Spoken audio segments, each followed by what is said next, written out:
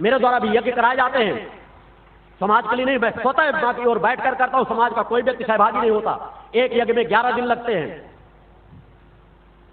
उस एक यज्ञ मैंने कहा था कि मैं तो 7 घंटे 8 घंटे निराहार रहकर एक आसन पर बैठा हूं, वो 2 घंटे मेरे बगल में बैठकर दिखा देंगे तो मैं सर काट के उनके चरणों में चढ़ा दूंगा। अनेकों लोगों ने यहां मौजूद हैं जिन्होंने प्रयास किया, कि वो साक्षी हैं, सैकड़ों हजारों लोग जिन्होंने प्रयास किया कि हम 10-15 मिनट बैठकर देखें तो होता क्या है, या उनसे पूछे कि क्या होता है। और इन यज्ञों के माध्यम से मैंने किस प्रकार के लाभ लिए, इसका भी समाज को मैंने दिग्दर्शन कराया है। और सकता है सत्य सब जगह है, तुम देखो, तुम मुझे मानो या न मानो, अपने आप को मानने लगो। तुम रत्नों को धारण करते हो, कभी रुद्राक्षों के पीछे पड़ जाते हो, कभी अंगूठियां धारण कर। जितने नेता अभिनेता होंगे देखो, उनके सभी उंगलियों पर रत्न जड़े होंगे। लाभ सभी चाहते हैं, मगर धर्म को अपनाना नहीं चाहते, ना धर्म कर्म करना चाहते हैं। तुम्हारा सबसे बड़ा रत्न तुम्हारे अंदर बैठा है। उस रत्न के ऊपर पड़े हुए आवरणों को हटा दो। केवल जिस दिन तुम्हारे अंदर पर बैठे हुए उस रत्न की, उस आत्म चेतना के ऊपर पड़े हुए आवरण हट गए, उस दिन तुम चेतनावान बन जाओगे, सामर्थ्यवान बन जाओगे।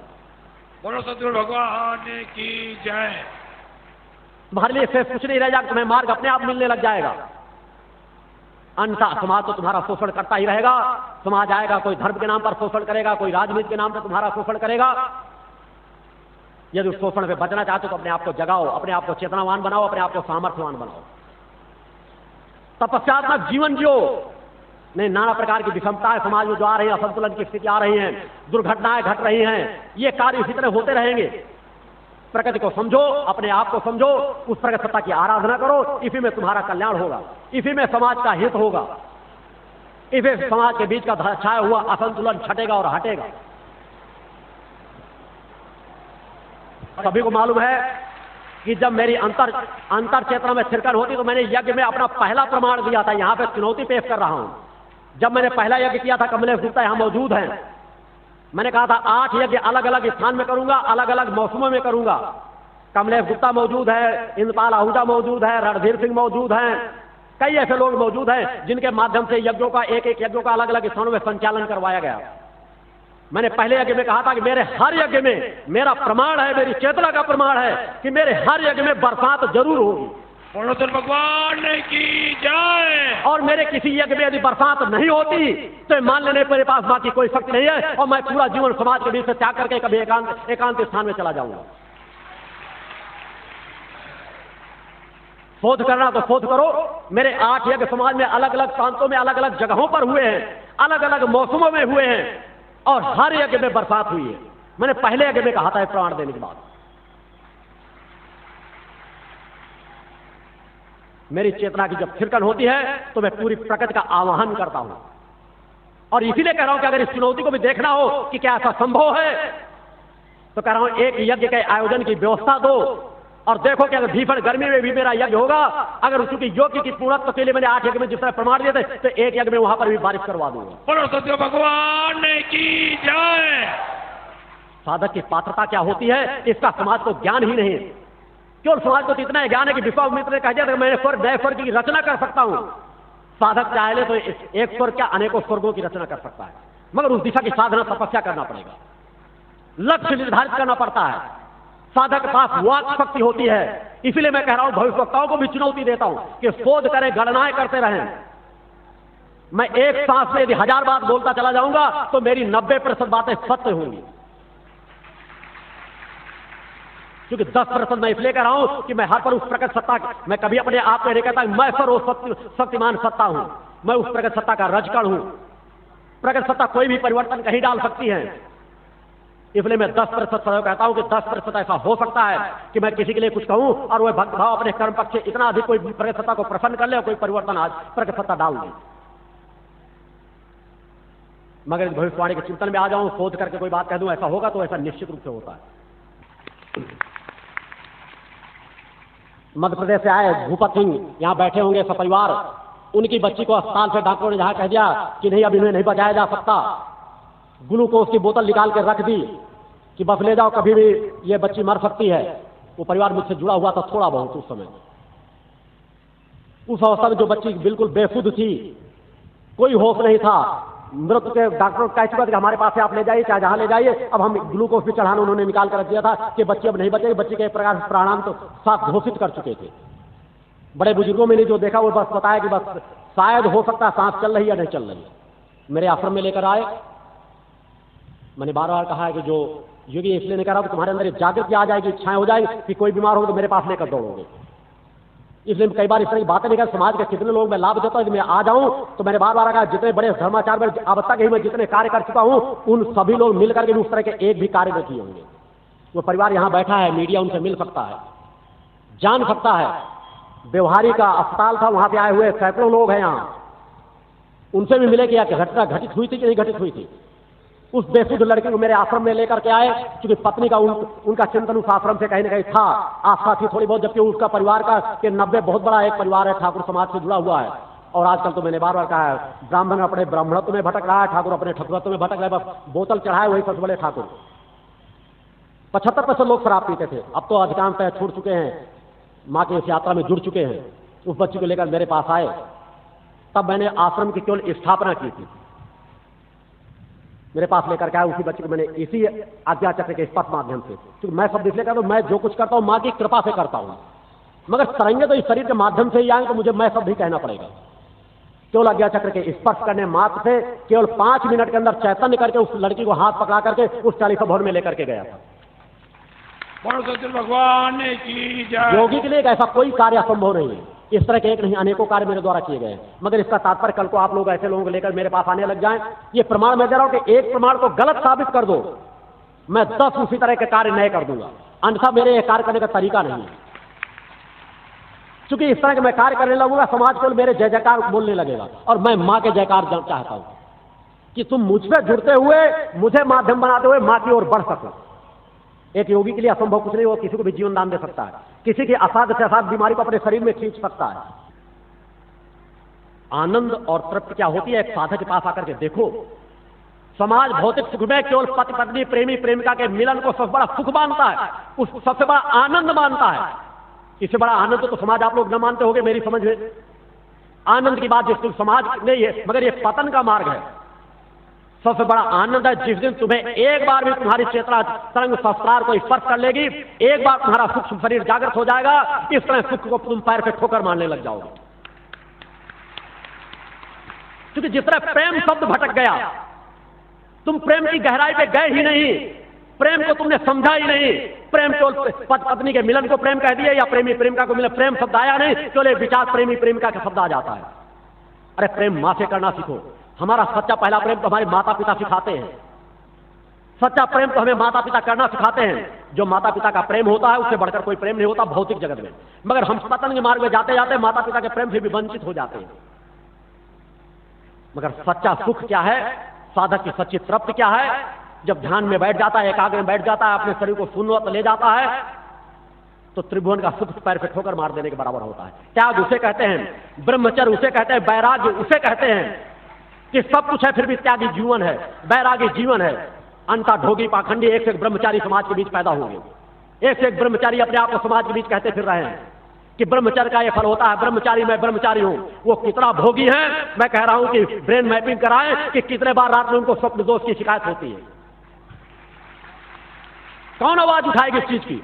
ब्रह्मचारी बनकर अपने आप को पुजवाते हैं।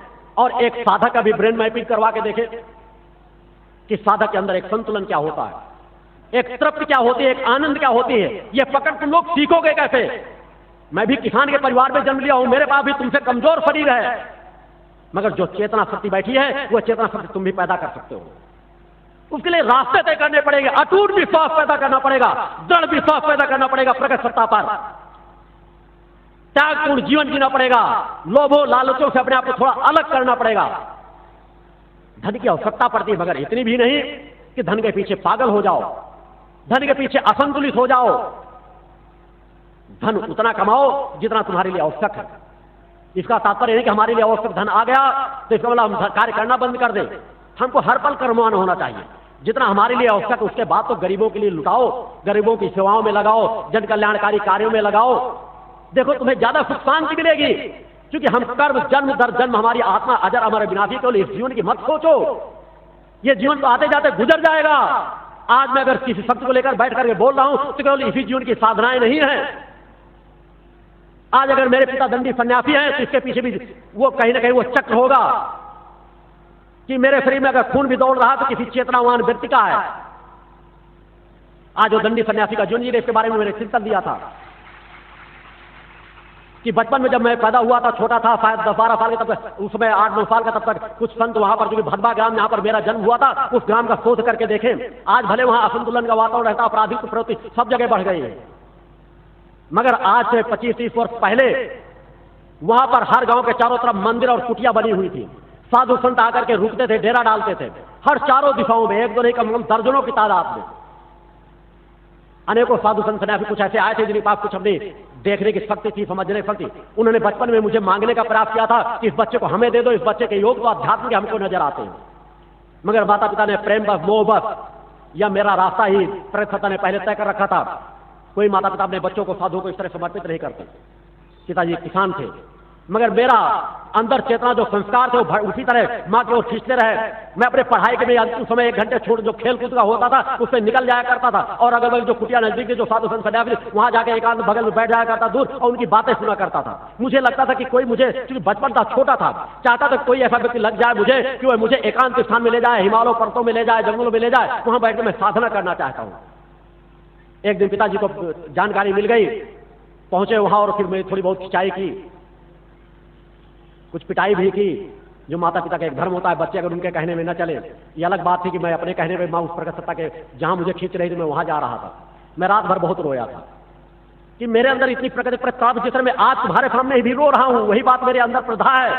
मैं उस रात भी बहुत रोया था कि मां, मेरे अंदर जो तड़प है कि ये भौतिकवाद क्यों, ये समाज के ज्यादा मेरे अंदर क्या होगा, शादी करा लूंगा, 4 बच्चे पैदा कर लूंगा, समाज में उसी मैं भी कार्य करूंगा जिस तरह समाज कार्य कर रहा है। और सब आसान मुझे नजर बचपन में आते थे। बचपन में अनेकों साथ कोई घटना घटित होने वाली थी तो मुझको मन के अंदर वो भाव आ जाता था कि इसके साथ घटना घटित उसी तरह घटित होता था। प्रकृति सत्ता मेरी सहायता करती थी। जिस सूक्ष्म की आज बड़े बड़े योगाचार नहीं जानते कि सूक्ष्म शरीर जागृत होता है, उन्हें ज्ञान ही नहीं शरीर से सूक्ष्म जागृत, वह उसको कहानियां कल्पना मानते हैं। मेरा बचपन अवस्था में सूक्ष्म शरीर जागृत होकर रात में भ्रमण करता था, और 19 साल आज मैं जहां स्थान बनाए बैठा हूं, 13-14 साल की उम्र में मैंने देख लिया था मेरा दिव्य स्थान कहां पर बनेगा। बोलो सत्य भगवान की जय। रात भर रोए मां के चरणों में प्रार्थना की थी कि मां, जब मुझे प्रथा तो मेरे पिताजी को ये प्रथा क्यों नहीं हो रही है। और मां का प्रभाव इस रहा कि साल से मेरे अंदर ऐसा कुछ हुआ कि पिताजी के धीरे धीरे बैराग भाव जागृत हुआ, और गांव में वही बैठकर साल भर एक अलग जो कमरा बना था वहां पर रहकर के साधनाएं करते रहे, और उसके बाद दंडी सन्यासी जाकर के हो गए। 25-30 वर्षों तक समाज का भ्रमण किया, अनेकों संस्थाओं को देखा, अनेकों धर्मगुरुओं मिले, पूरे देश का भ्रमण किया। एक जगह अपनी कुटिया बनाकर नहीं रहे, ये उनका अपना जीवन था। क्योंकि मैंने वार कहा मैं अपने जीवन से संतुष्ट रहता हूं, और यदि आज वो सत्य न होता तो मैं झुककर वहां गया होता, वो बढ़कर मेरे पास न आए होते। ये प्रमाण है। पिता के रूप में मैं उनका आदर मान सम्मान करता हूं, मगर इस मंच का भी सम्मान करता हूं। इस मंच से जब मैं उतर कर जाता हूं, उनके पास जाता हूं, तो मैं चरण स्पर्श करता हूं एक पुत्र के भाव से। पुत्र कितना महान क्यों न बन जाए, मगर पिता के सामने पुत्र रहता है। मगर उसी तरह जैसे मैं पिता के सामने पुत्र हूं, उसी तरह इस पद पर भी बैठने की मेरी एक मर्यादाएं हैं। क्योंकि धर्म की रक्षा करना मेरा भी एक धर्म है। क्योंकि मेरे पिता ही नहीं समाज के, इसलिए मैं अगर धर्माचार्यों को भी कहता हूं तो इसलिए कह रहा हूं कि अगर वास्तव में सद्ज्ञान प्राप्त करना है, वास्तव में तुम अपनी कुंडली चेतना तरंगों को जागृत करना चाहते हो, तो बढ़कर जाओ, अपने अहंकार को त्याग दो, या मेरे अहंकार को तोड़ दो। तुम मुझसे ज्यादा है तो मैं हर पर लालायित रहता हूं कि अगर कोई ज्ञान शेष बचा है तो मैं वो हासिल करने के हर पर लालायित रहता हूं। तुम जीवन में सुख शांति मांगते हो, मैं जीवन में संघर्ष मांगता हूं। हर पल मां के जीवन में चरणों में प्रार्थना करता हूं कि जितना समाज के बीच कभी संघर्ष न डाले गए हो, मां उतने संघर्ष मेरे जीवन में डाले। क्योंकि जब मेरे जीवन में संघर्ष आएंगे तभी तो मैं उनसे बढ़ने का ज्ञान मां के चरणों से मांगूंगा। यदि मैंने एक अगर छोटा सा नाला आया, मैं उसको छलांग लगाने की क्रिया नहीं सीखा तो मैं कभी छलांग लगा ही नहीं सकूंगा। तो संघर्षों से मत घबराओ, प्रकृति से केवल सुख सुविधाएं मत मांगो, प्रकृति से वह मांगो कि जिससे हम सामर्थ्यवान बन सके, हम चेतनावान बन सके, हम आपकी नजदीकता को प्राप्त कर सके। सत्य भगवान की जय। आवश्यकता उसकी है। एक जीवन तो गुजारो त्याग का, देखो तुम्हारी नींव पड़ जाएगी। अजर अमर अविनाशी आत्मा का जीवन जियो, इस शरीर का जीवन न जियो। कथावाचक भी कहते हैं, धर्माचार्य भी कहते हैं कि नाफवान शरीर है, मगर उस मोह का वो भी त्याग नहीं पा रहा है और आप लोग भी नहीं त्याग कर पा रहे हैं। साधक बनो, थोड़ा वैराग्यपूर्ण जीवन जियो, अपने विकारों से धीरे धीरे अलग हटो।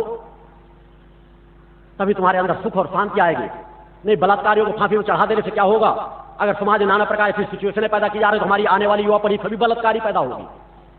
क्योंकि किसी को शराब पिलाना सिखाया जा रहा है, युवा और को देखो पूरी उनकी युवा शक्ति पतन के मार्ग में जा रही है। हम विकास की बात कर रहे हैं मगर हम विनाश की ओर बढ़ रहे हैं। शक्ति क्षीण होती जा रही है मनुष्य की, जन्म दर जन्म मनुष्य की आयु में कमी आती चली जा रही है। मैं कह रहा हूं दुनिया की कोई शक्ति सामर्थ्य नहीं है कि जब तक मैं अपने लक्ष्य की पूर्ति नहीं कर लूंगा मेरे शरीर को नष्ट नहीं कर सकती। बोलो सतगुरु भगवान की जय। मैं अपनी इच्छा से अपनी मृत्यु को ग्रहण करूंगा। जब मैं और ये कह इसलिए रहा हूं कि मुझे अगर मैं दूसरों के एक नहीं यहां सैकड़ों ऐसे प्रमाण दे दूंगा। आप कभी भी आश्रम आ चुके, इतना समय वहां रहता है, मैं उनके पते दे दूंगा जिनको मैंने सालों पहले बताया कि तुम्हारी मृत्यु कब कहां होनी है। और मुझे मेरी मृत्यु काल के कुचक्र के अनुसार नहीं होनी। मैं जहां जिस रूप से जैसा चाहूंगा वैसे मैं शरीर का त्याग करूंगा। यह साधक के पास सामर्थ्य आ जाती है। तुम सब लोग कहते तो असंभव है। असंभव शब्द आया कहां से? क्योंकि तुमने अपने आप को पहचाना नहीं। अपने आप को पहचानो तो बहुत कुछ इसके अंदर भरा पड़ा है। नहीं, मैं शब्द का मैंने कहा था, जिस तरह मैंने मां और ओम के मंथन की बात कही थी, तुरंत ओम के बारे में शोध प्रकाशित करने लगे थे। मैंने परसों कहा था कि मैं की बात बोलूंगा तो उसमें भी शोध करने में अगर कुछ रहस्य और रख दूं तो समाज में भटकाकर दूसरे मार्ग में ले जाएगा। मेरी बात समाज तक कम पहुंचेगी, उनकी बात ज्यादा मान ली जाएगी और समाज फिर भटक जाएगा। मैं की गहराई क्या है? मैं शब्द एक संबोधन है। उस आत्म तत्व की गहराई की बात की। अपनी बात कहने के लिए मैं का तात्पर्य उस आत्मा की भाषा सीखो, सतोगुण की भाषा सीखो। तुम तीन शरीर का जीवन जीते हो, केवल स्थूल शरीर नहीं तुम्हारे अंदर। इसके अंदर एक सूक्ष्म शरीर बैठा है, उस सूक्ष्म शरीर के अंदर एक कारण शरीर बैठा है, कारण शरीर के अंदर बैठी हुई दिव्य चेतना। इन तीनों शरीरों का ज्ञान प्राप्त तो करो, आगे बढ़ो। कितना समाज पतन में आप तुम स्वतः सोच सकते हो। तुमको ज्ञान ही नहीं, भान ही नहीं, यह सत्य है या नहीं है। आंकड़े तो बहुत कुछ दे दोगे, एक से एक आंकड़े योग गुरु हैं।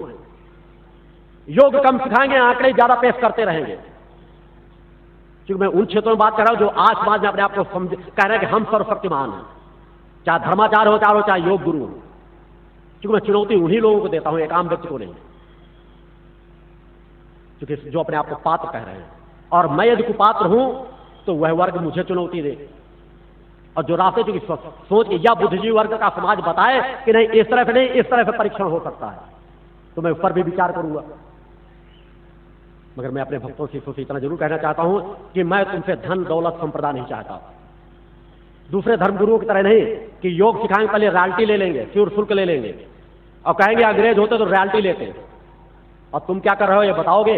और जब पहले योग फ्यूर शुल्क ले लेंगे, फिर तलाशेंगे कौन मंत्री आया, कौन विधायक आया, कौन उद्योगपति है। तुम 11 लाख दे सकते हो, तुम 21 लाख दे सकते हो, तुम 1 करोड़ दे सकते हो। इन्होंने इतना दिया, इन्होंने इतना दिया, पहले उनके नाम। और बाद में चलते समय क्या कहेंगे? अपने आचार्य को दक्षिणा तो दोगे। मैं तुमसे दक्षिणा लेना चाहता हूं, अपने अवगुणों की नशे की दक्षिणा दे दो। जब पहले दक्षिणा ले लोगे तो नशा की दक्षिणा लोगे भी तो लोग नशा मुक्त नहीं हो सकेंगे। मेरे शिष्य दावे के साथ कहता हूं जो मुझसे एक बार दीक्षा प्राप्त कर लेता है उनमें 90% शिष्य कभी भी नशा नहीं कर सकते। भगवान की जय। जितना मुझे अपने आप पर विश्वास है उतना अपने संगठन पर विश्वास है कि समाज आंकड़ा करके देख ले कि मेरे जितने शिष्य होंगे उसमें 10% से ज्यादा भटकते। क्योंकि समाज के कर्म संस्कार होते हैं, इसलिए 10% की बात कह रहा हूं। और उनसे जुड़े अब तक के शोध करके देख लो कि उनके सिरों में कितने लोग सम्मिलित हुए, कितने लोगों ने कहा कि हमने नशा छोड़ दिया, हमें यह लाभ मिल गया।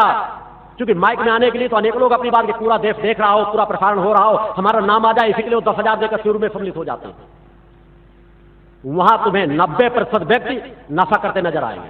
मेरा गरीब से गरीब व्यक्ति जिले का अध्यक्ष बन रहा है संगठन का, आम व्यक्ति, उनके यहां उद्योगपति उस तरह के लोग बनाए जाएंगे जो शराबी होंगे, जुआरी होंगे। किसी भी संस्था को देख लीजिए, सबसे पहले धनवान को पकड़ेंगे। शहर में आएंगे तो कौन सा व्यक्ति धनवान है पहले उन्हीं के यहां जाकर के उन्हीं को संपर्क मिलेंगे, उन्हीं को माध्यम बनाएंगे। फर्क सिर्फ इतना है मैं गरीबों को माध्यम बनाता हूं। क्योंकि धर्म की आवश्यकता वहां है। और यही आगे खड़े लोगों से भी आह्वान करता हूं कि तुम धर्म क्षेत्र में हो, राजनीति क्षेत्र में हो, समाज सेवक में हो, अगर वास्तव में तुम आगे बढ़े हो तो तुम अपने नीचे की ओर देखो। तुम्हें आगे देखने कर्तव्य तुम्हारा बनता है कि तुम सहारा दो। तुम प्रगति से सहारा पाते हो। यदि आप तुम्हारे पास अगर तुम आज मंत्री बने हो, विधायक बने हो, मैं नहीं कह रहा तुम अपने अचानक बन गए हो, इसके पीछे तुम्हारे कहीं ना कहीं संस्कार होंगे। तुम कोई क्लास 1 अधिकारी हो तो कहीं ना कहीं तुम्हारे पूर्व जीवन के कर्म संस्कार होंगे। केवल इस जीवन की पढ़ाई नहीं होगी। अगर पढ़ाई से नौकरी मिल जाती होती है तो अनेकों बेरोजगार तुमसे ज्यादा योग्यता लिए, बेरोजगार की डिग्रियां लिए टहल रहे हैं, अपनी डिग्रियां लिए। तुम्हारे कर्म संस्कार से तुम्हें नौकरी मिली, तुम्हें पद मिला, मान मिला, प्रतिष्ठा मिली। उस मान पद प्रतिष्ठा को उन संस्कारों में केवल धन बल में बदल कर मत चले जाओ, उन संस्कारों को और बढ़ाओ। तुम आज छोटे अधिकारी कल बड़े अधिकारी बन सकते हो, आज विधायक हो कल सांसद हो सकते हो, कल को मंत्री हो सकते हो, कल को मुख्यमंत्री हो सकते हो। जन्म दर जन्म अपने संस्कारों को बढ़ाओ, तृप्ति मिलेगी, आनंद मिलेगी। आवश्यकता है धीरे धीरे सोचने की। एक बार 5 मिनट सोचा करो, सुख शांति मिलती है अपने गरीबों को देखने से। मेरे से आगे वैभव जी मैंने कहा आवश्यकताओं की पूर्ति करो, इच्छाओं की पूर्ति नहीं। इच्छाएं असीमित है। आपके मानवता के जीवन जीने के लिए आवश्यकताएं जितनी हो निताल तो सब उनकी पूर्ति करो। सुख देखना तो गरीबों में देखो कि उनसे हम कितना अमीर हैं। वो बेचारे एक समय का भोजन कर पाते हैं, हम 2 समय का भोजन कर लेते हैं। वो पैदल चलते हैं, हम साइकिल पे चलते हैं। वो साइकिल में चलते हैं, मोटरसाइकिल में चलते हैं। वो मोटरसाइकिल में चलते हैं, हम कारों में चलते हैं। वो कारों में चलते हैं, हम प्लेनों में चलते हैं। जो जहां अपने नीचे देखो उनसे देखो तुम भगवान समान हो उनके लिए, तुम्हें तृप्ति मिलेगी। ऊपर की ओर देखते जाओगे, इच्छाओं के ऊपर इच्छाओं को जागृत कर बहुत ज्यादा धन संपदा खरीद कर कौन क्या लेकर आए हो और क्या लेकर जाओगे। खाली हाथ आए और खाली हाथ जाओगे। अगर संपदा भरना है तो अपने अंदर वो संपदा इकट्ठे करो कि जन्म से तुम्हारे साथ हो। जिस तरह तुम्हारा गुरु कहता है कि जन्म से मैं एक संपदा लेकर आया हूं। लोग कामना क्या करते, काश हमारा राजघराने में जन्म हो जाता, काश हमारा किसी उद्योगपति घर में जन्म हो जाता तो हमको ये समस्या तो न झेलना पड़ता। मैं कह रहा हूं इस धरती पर जब भी मेरा जन्म हो तो गरीब से गरीब परिवार में जन्म हो, किसान परिवारों में जन्म हो। बोलो सत्य भगवान की जय। अपने आप पर विश्वास करो। तुम यदि सामर्थ्यवान हो तो कीचड़ में भी यदि कमल है तो कमल खिल जाएगा, कचरा है तो नीचे ही पड़ा रह जाएगा। अनेकों वनस्पतियां होती है, नीचे ही सड़ती गलती रहती है, मगर जो कमल है कीचड़ भी आकर के ऊपर खिलता है आकर के। संस्कारों को अर्जन करो, आत्मा को अजर अमर अविनाशी आत्मा मानो। अगर अजर अमर अविनाशी आत्मा हमारे विज्ञान भी इस बात को स्वीकार करता है तो उसकी कोई न कोई जननी होगी। तो उस जननी से हम दूर क्यों? मैं कह रहा हूं माता के रूप में ना मानो, किसी रूप में मानो, मगर उसको तलाशो तो, और तलाश करिए कोई स्वरूप नजर आ जाए तो मुझे भी बता देना, अन्यथा जो मैं कह रहा हूं उसे मान लो। आत्मा है तो उसका पूर्णत्व स्वरूप कहीं होगा, केवल हमको उसको खोजना है। और जिस दिन हम उसकी जितनी नजदीकता प्राप्त करते चले जाएंगे उतनी हमको तृप्ति मिल जाएगी। इसका तात्पर्य है कि जब हम पा जाएंगे तभी तृप्ति मिलेगी। आप जितने कर्म, जिस तरह अन्न, हम जिस तरह हमारा फूल, यदि अन्न का एक दाना हमारे शरीर में जाता है, हम भूखे होते तो हमको कुछ शांति मिल जाती है और ब्लड में परिवर्तन होकर लंबे अंतराल तक हमारे शरीर में कार्य करता है। उसी तरह यदि एक मंत्र का हमारे द्वारा उच्चारण हो जाता है, एक पल भी हम ध्यान साधना में बैठ जाते हैं तो एक पल की ऊर्जा हमको तत्काल भी शांति देती है और हमारी सुषुम्ना के पड़े हुए आवरणों को हटा करके लंबे अंतराल तक हमें चेतनवान बनाकर उसी तरह सहायता करती रहती है। हम कर्म संस्कार केवल अगले जन्म के लिए नहीं करते। हम जिस क्षण से कार्य अच्छे करना शुरू कर देते हैं उसी क्षण से हमारी कार्य क्षमता बढ़ जाती है। वर्तमान जीवन में भी सहायक होगा, आगे आने वाले नवीन जीवन में भी सहायक होगा। तुम एक दिन यह पात्रता हासिल कर लोगे, तुम जहां जिस परिवार में जिस जगह चाहो उस जगह जन्म ले सकते हो। मुक्त पुरुष का जीवन जो प्रकृति कहीं पर ने आपको प्रतिबंधित नहीं किया है, प्रकृति ने तो आपको स्वतंत्र जीवन दिया है कि तुम चाहो तो देवत्व को प्राप्त कर सकते हो। तुम्हारे अंदर एक सुपर कंप्यूटर, मैंने विस्तार का चिंतन इन चीजों में दिया, कैसों को सुने, क्योंकि हर चीज का मैं विस्तार नहीं दे सकता। चाहता हूं कि अधिकांश चीजें वो आपको बताऊं जिससे तुम्हारे अंदर वो चढ़ता है, उस प्रकट सत्ता पर विश्वास जागृत हो। तुम प्रकट सत्ता को दोष देने लगते हो, तुम्हारी पत्नी मर जाए, तुम्हारा पति मर जाए, तुम्हारा बच्चा मर जाए। हम आज तक पूजा पाठ करते थे मगर अब अनास्था हो गई, अब हम पूजा पाठ नहीं करेंगे। उसके लिए प्रकट सत्ता दोषी नहीं है, उसके लिए तुम स्वतः दोषी हो। तुम्हारे अंदर एक सुपर कंप्यूटर फीड है, प्रकट सत्ता बार बार हस्तक्षेप नहीं कर रही, प्रकट सत्ता ने फीड कर रखा है। तुम एक भी कर्म करते हो तत्काल उसका फल क्या है तुम्हारे अंदर अंकित हो जाता है और तुम ही निर्णय लेते हो कि मुझे, तुम खुद अपने शरीर से, क्योंकि यहां दूसरा कोई अंकित करने नहीं आता कि मैं ये कर्म कर रहा हूं, इसका फल मेरे अंदर क्या होगा। अगर मैंने ऐसा अपराध किया उससे हाथ टूटना चाहिए तो तुम खुद अंकित कर रहे हो कि मेरा हाथ टूट जाना चाहिए, तो प्रकट सत्ता को क्यों दोष देते हो? तुम खुद अंकित ऐसे कर्म पहले कर चुके हो जिसका अंकन तुम्हारे शरीर में, तुम्हारा एक्सीडेंट कब कहां होगा।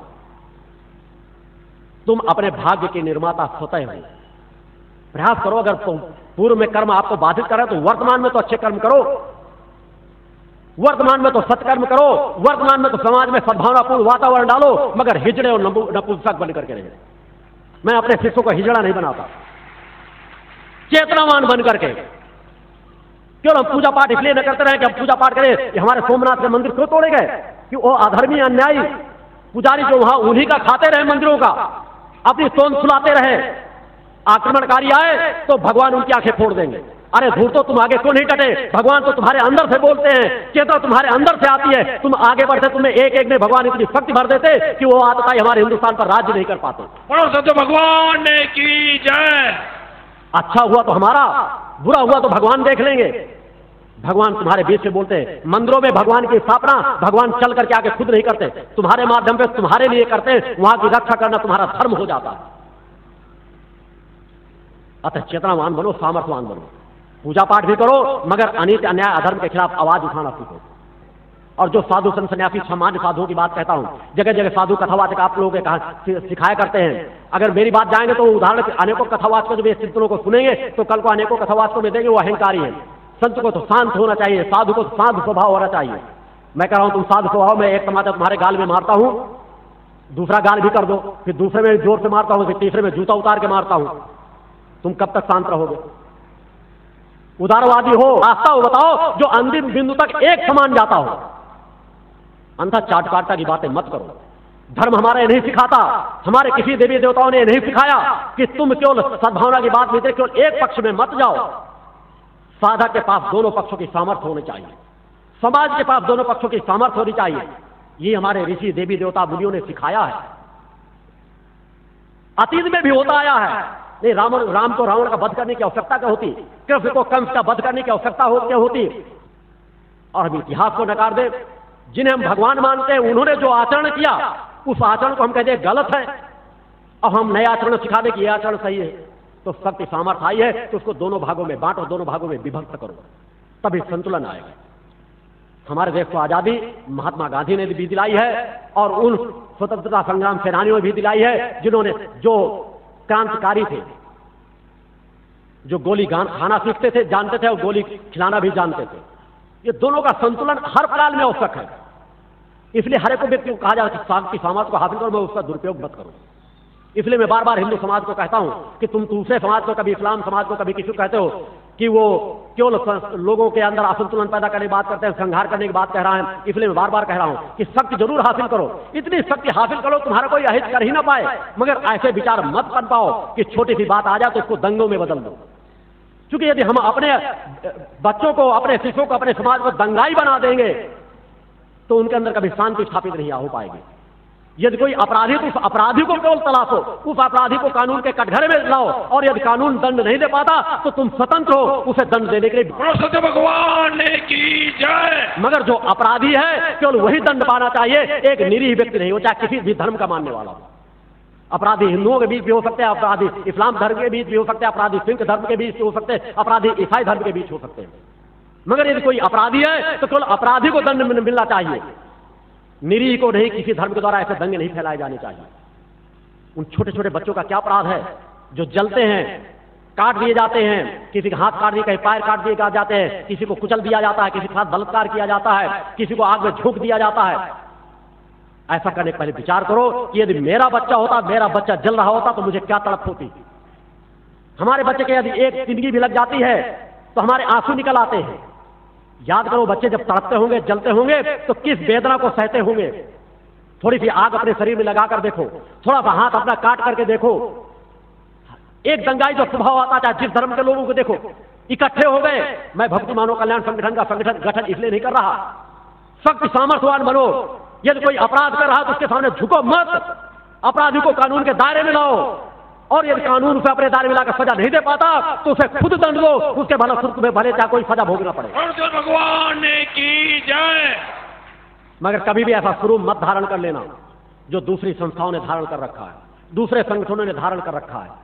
मैं किसी की बुराई नहीं करता, संगठनों की अपनी अपनी विचारधारा होती है। मैं तुम्हें शक्ति सामर्थ्य बनाना चाहता हूं, मगर सत्य का जन कल्याणकारी कार्यों में उपयोग करना सिखाता हूं, और एक अन्याय अधर्म के विरुद्ध उपयोग करना सिखाता हूं। संगठन में मेरे अनेकों विचार हैं।